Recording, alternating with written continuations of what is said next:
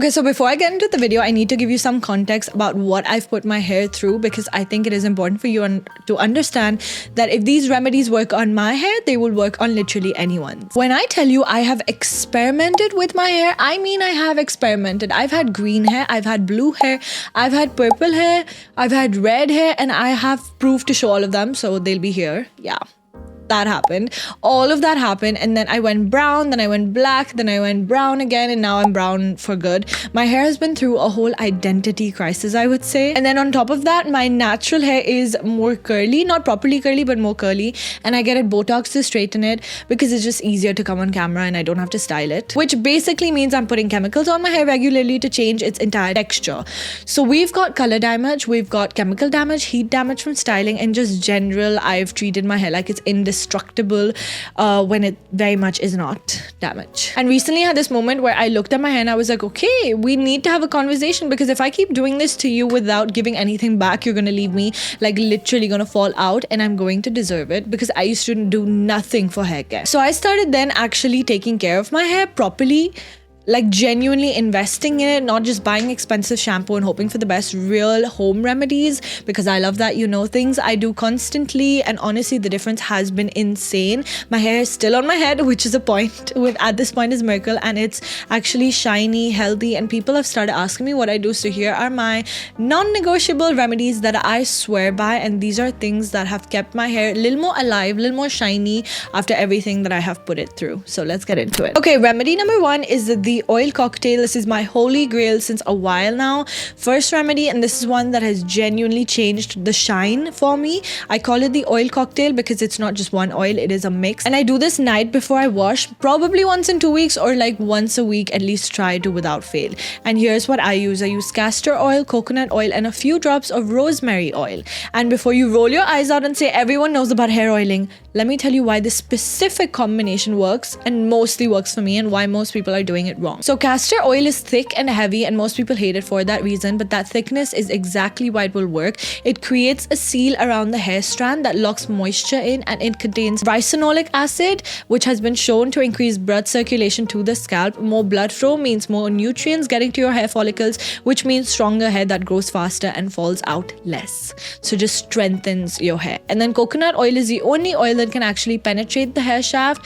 Most oils just sit on the top and make your hair look shiny temporarily, but coconut oil actually goes inside the strand, reduces protein loss, and that's why hair feels softer after, or like a few washes after. It's not just coated, it actually is being repaired from the inside, which is just amazing. And then rosemary oil, this one is backed up by actual research. There was a study that compared rosemary oil to minoxidil, which is the active ingredient in most hair growth products, which is not the best, and after 6 months they had the same results. A little essential oil performed as well as a pharmaceutical product. It increased circulation, stimulates the follicles, and there's also evidence that it can help with thinning. So I will without fail mix all of these three in equal quantities in a little bowl. I will section my hair, massage it into my scalp for 5 minutes, not just dump it on, massage it with my fingertips, and the massage itself boosts blood flow, which is good.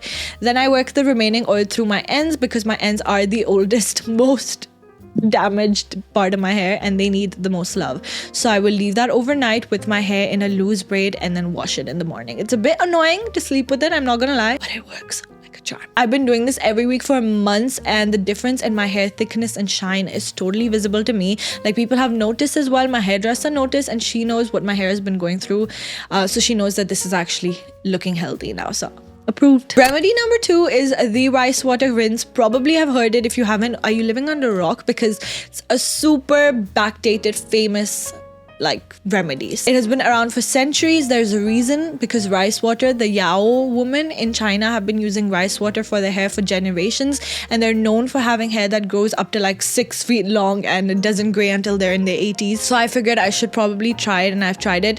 I'm not as regular, but I've tried it a lot to notice a difference. And the science behind it is really solid, is that rice water contains something called as inositol, I hope I'm saying this right, which is a carbohydrate that can penetrate damaged hair and repair it from on the inside, and it also contains amino acids that strengthen the hair, like again shaft.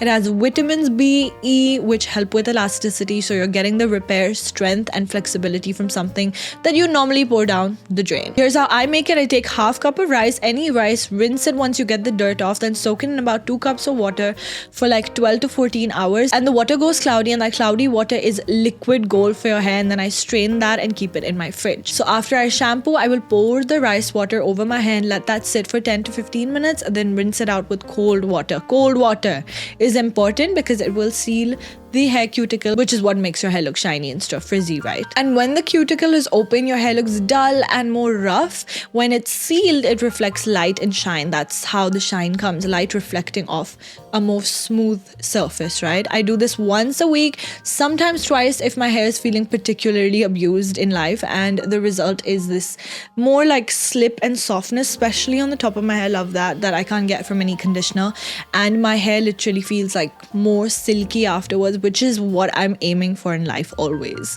And the strength also over time was more noticeable, not initially, but shine was super noticeable initially.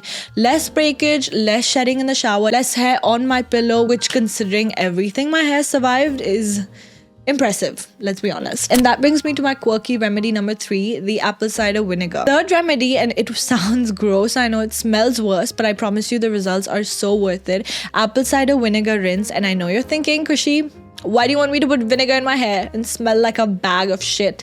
I do, and here's why. Because all the products you use, the shampoo, the conditioner, the heat protectant, the serums, the dry shampoo, over time they build up on your hair and your scalp, right? They're layer after layer, because we all are overconsumption. We all do overconsumption here, and that buildup blocks moisture from getting in. So you keep adding more products thinking that your hair is dry, when really your hair is just suffocating under 6 months of residue. It's not thirsty, it's actually buried deep. And so apple cider vinegar sometimes cuts through that. It's naturally acidic, and your hair's natural pH is slightly acidic too, around 4, I read somewhere 4.5 and 5.5. Most shampoos are alkaline, which opens the cuticle and strips your hair. ACV brings the pH back to where it's supposed to be.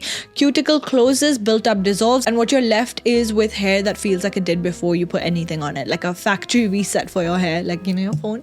So it feels cleaner, lighter, shinier in a way that doesn't come from any product, but your actual hair strand being healthy. And now here's my wonderful recipe.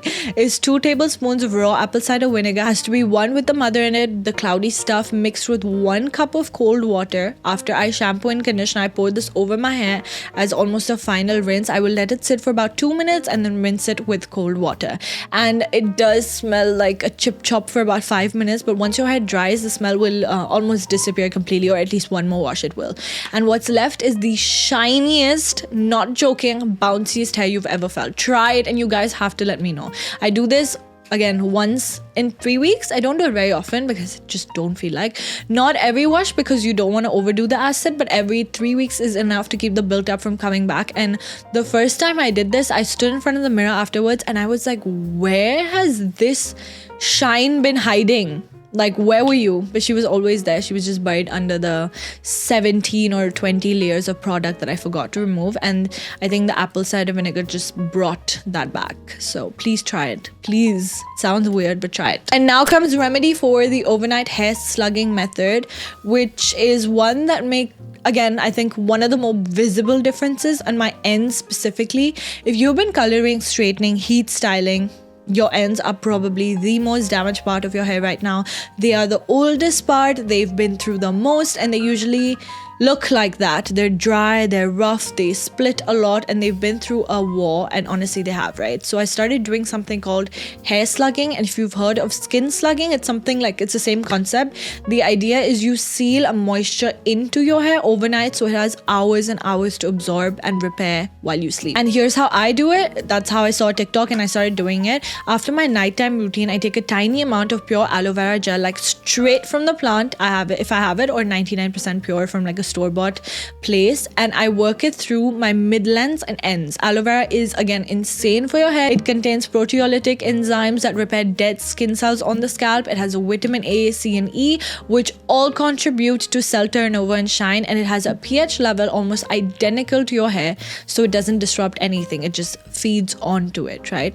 Then over the aloe, I seal it with a thin layer of heavy oil. I use Jamaican black castor oil for this because it is thick enough to create a proper seal for it. So the aloe is delivering the moisture and the oil is locking that in.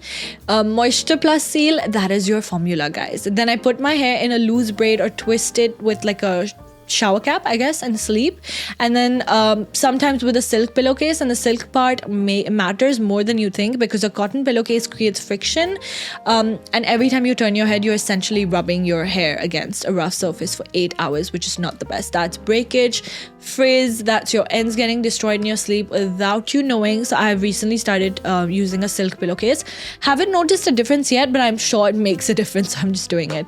And silk has a smooth surface, so your hair slides instead of catching it, right? Less friction, a lot less breakage, and definitely less frizz. That's something I've noticed. So, and then I will wake up, I will wash it out, and my ends will feel completely different, more soft, more sealed, not like a fake soft that disappears in an hour with conditioner nowadays. Actually repaired. And over the weeks of doing this consistently, I just have noticed that my ends stop splitting as fast. They feel thicker, stronger, and like they just don't feel that rough like they did. So yeah, just stronger overall. This one definitely takes the most amount of effort, I've noticed, but your ends are part of your hair. People like actually see that's part that people notice. They're the part that makes your hair look healthy or damaged across the room. So investing in that specifically has changed how my hair looks more than anything else. Before, I used to just focus on the top part because that's what shows in videos, and you know, like that's what looks the best, but the bottom is equally important, like very important actually. And hey, look, I'm not telling you to do all of them because it could be intimidating to do them and turn your bathroom into a whole science lab. I'm just telling you, pick one, try it for a few weeks, because your hair is like anything else in your life, like it doesn't change overnight, but over time it will. Over time she will respond, and she genuinely does. So try one or two, pick one or two. And I'll be honest, I used to think all of this is very nonsense, like very old generation, like rice water, like oiling my hair doesn't work. But then I actually was like, you know what, let me try, because nothing else seems to be working. And I did it consistently for like 5 to 6 months, and I was like, okay, it genuinely, one day I noticed it genuinely makes a difference. My hairdresser noticed, which I was like, my friends noticed, I noticed, and beyond the remedies, there are also just small habits that I've picked up and I think make a big difference overnight. So I'll mention a few of them. Like, I prefer cold showers now for my hair, not because I enjoy being cold, obviously, but it seals everything in. Like I said, cold showers are very important.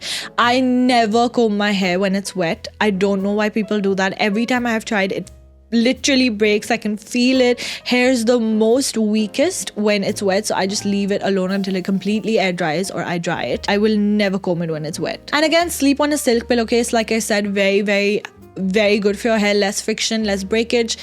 I've recently started doing that, but yeah, these are a few changes that if you do like every day over time, it will really make your hair better, and your future hair will thank you for starting today. Trust me, it will. None of these things that I mentioned are expensive, which was the main point of the video, because it's not sustainable to go and buy like 500 dirhams or like 1,000 dirham serums for your hair that you have to keep purchasing.